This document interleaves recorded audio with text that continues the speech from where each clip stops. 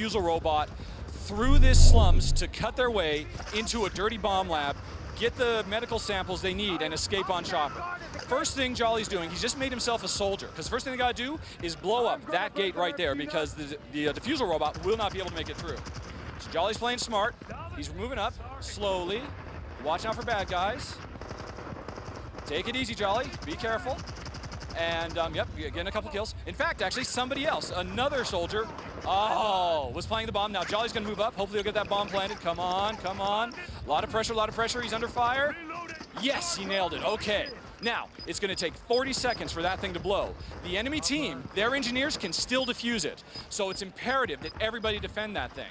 Meanwhile, as a soldier, he can also make sure that everybody is full of ammo. Nobody's ever gonna run out of ammo. And the ammo Jolly's handing out today is armor potion. So he's also giving a boost to everybody on his team.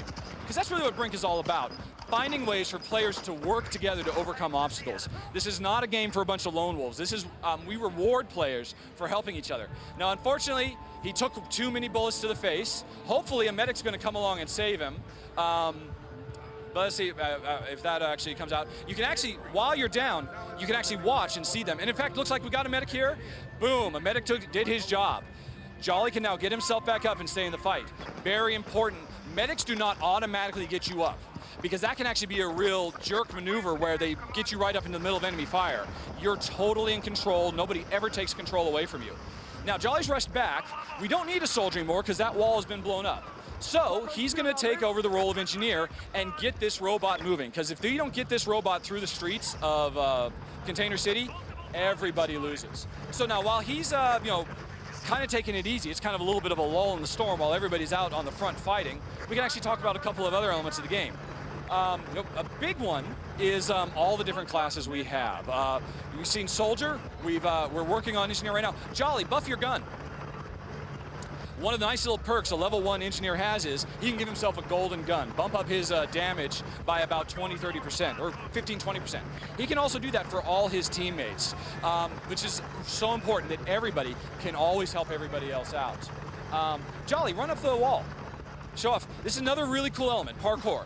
All he had to do was hold down our smart button, run right at that wall, and he was up and over in a great position to flank the enemy. He's putting down a turret. That's going to cover it. Now you can go back and watch the bot. That turret's going to take care of business while he's still getting this bot through the streets.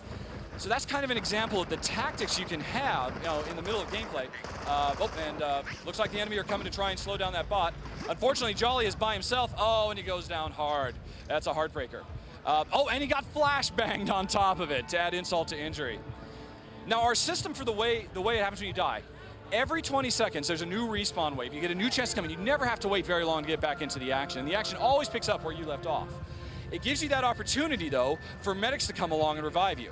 Jolly didn't opt for that. He went on ahead and restarted. So, Jolly, actually, why don't you show medic yourself? Because the medics are not doing their job today, I don't think. So he's just changed himself into medic. And you notice you can instantly, on the fly, change your class. There's no having to go out to some menu, no really slow, laborious process that drags him down. Jolly just saved that guy's life. You see how he stabbed himself in the chest with that EpiPen, and now that guy's back up and in the fight. Jolly can also heal himself anytime he wants. Although first he's going to take care of, he's actually really taking a chance. Just stabbed himself in the chest. You notice his life meter got longer, which is good, because then he took a couple hits. He would have been dead had he not actually done that. So we're really in the heat of things now, trying to keep that bot moving. And Jolly, good job. Same guy, brought him up second time. That guy is now Jolly's best friend. Because, that guy is going to be on the lookout to help Jolly whenever he can, because Jolly's helped him so much. Let's see. We're making pretty good time through the streets. Looks like the resistance are not putting up too much of a fight. Chances are they're spread too thin. But that can happen because there's actually a lot of objectives going on in this mission besides this bot. This is the primary thing. But the enemy, they could be out trying to take command posts to give themselves an advantage. They could be out actually trying to find enemy intelligence, which will actually completely change their team's spawn point so they can keep in the action that much faster.